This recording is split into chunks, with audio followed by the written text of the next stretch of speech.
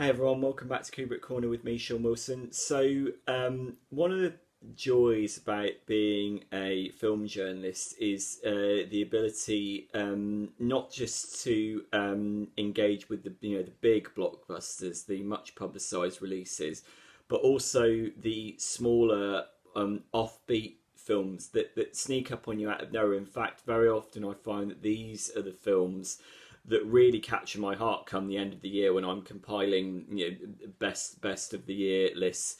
And we're just coming off the summer season, which has brought its fair share of hits and misses, massive like big budget films, all of which have arrived with a massive splash of publicity. But I just want to call attention to one particular film that I saw very recently, which I thought was really quite extraordinary and more than the equal of its big budget brethren. In fact, I think in many respects it's better than most of the things I've seen all summer. It's called Bait, from director Mark Jenkin, who is a Cornish-born filmmaker who has made an incredibly strange, unique, and I think quite brilliant kind of almost allegorical tale that has political overtones and also tragicomic overtones, and takes a sort of loving yet also quite bleak look at his home county. And I should say outright that I'm from the southwest. I'm from Devon, not Cornwall. So almost instinctively, I responded to this, and I responded to the themes of the movie. So what you have is you have a character called Martin, played by Edward Rowe, who is a fisherman in a Cornish village. His brother has given up fishing in order to take tourists out, like stag parties, out various other people, on sort of launches around the bay. The main character isn't interested in that because he thinks that will be a betrayal of his principles. They've been forced to sell their father's fisherman's cottage to a family from, it's kind of implied that they're from somewhere up country, somewhere like the home counties. They've sort of transformed the interior into what they perceive to be a traditional Cornish fishing scene. They've got a portholes and nets on the wall, and the main character sort of says to his brother Riley later on, they've turned it into what looks like a sex dungeon, because it's very sort of, it's a very crass interpretation of what the kind of traditional Cornish lifestyle is. They also use the property for an Airbnb. The central character Martin is kind of seething at this. What he's seething at more specifically is the idea that the culture and the environment is changing around him, and maybe he's either fallen behind the pace of change, or maybe he just isn't interested in adapting in the sort of way that society would have him. And this basically plays out as this incredibly, I put a tweet out about this, which basically almost like Nick Rogue meets Cornish education film meets Ben Wheatley. And what I mean by that is that in terms of the Ben Wheatley aspect, you've got the very mordant sense of humour. I mean, certainly there is a lot of very black humour in terms of mining the differences between the salt of the earth Cornish fishermen who've grown up in this landscape and understand it, versus the people that have come down from elsewhere in the UK and are trying to put their stamp on what they think the landscape is. They think that they're part of the community, but the fact of the matter is they're not really part of the community, or are they? Martin seems to think they're not. He seems to think they're invading. And there is a lot of dry humour involved in that. That's the Ben Wheatley aspect of it.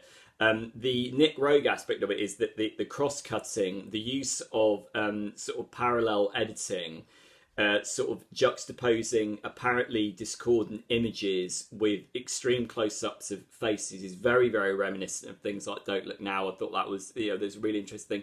The Cornish education film aspect is where I think the film is the most interesting. This plays into its visual aesthetic. The movie is shot in a very confined aspect ratio. It was shot on 16mm monochrome stock silently.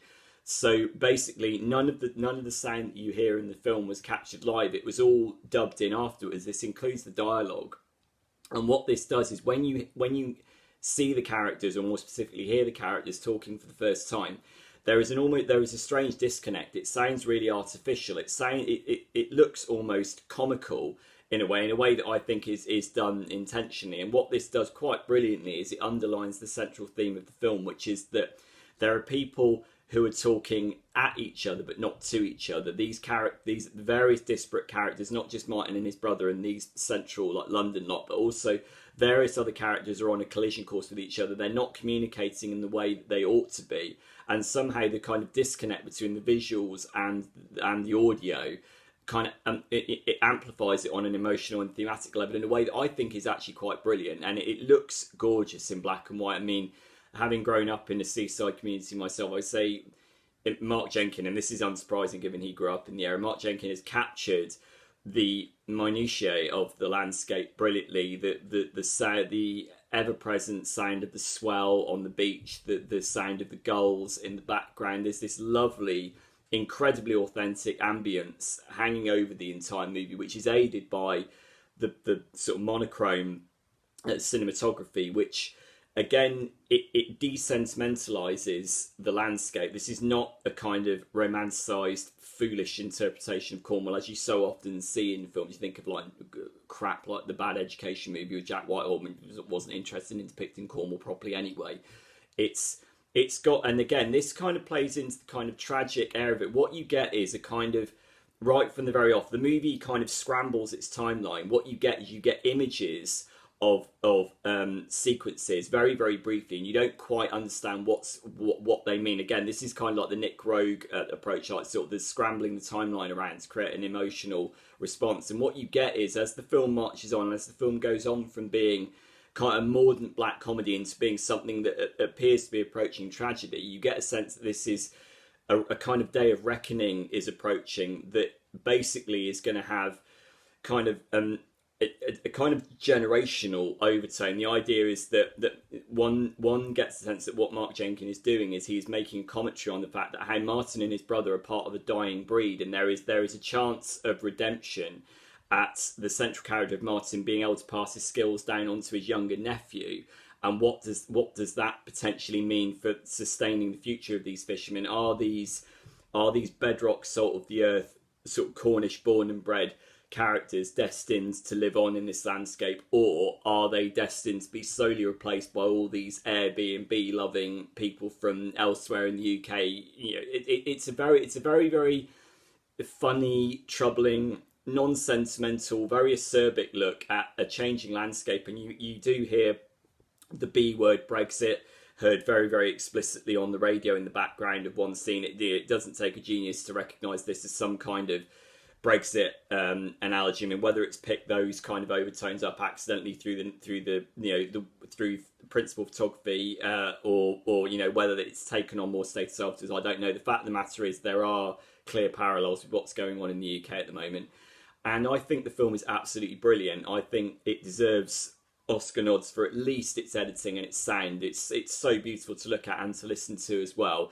It's unique, and having come off a summer season in which, you know, so many pictures are generic and look and sound the same, how wonderful to get something that unique, that I look at it and I think, wow, I've not actually seen anything like that before. How wonderful is that? It's brilliant, and it holds a mirror up to a part of the world that I'm from, and it does it in a way that is incredibly thought-provoking and upsetting and funny. And it's absolutely brilliant. I think Mark Jenkin is a director that I'm certainly very, very excited to hear more from in future. If you can seek it out, I would urge you to do so. It's called Bait. It's out in the UK now. So if you have seen it or you are planning to see it, drop me a comment here at Kubrick Corner, and I'll see you soon. Bye.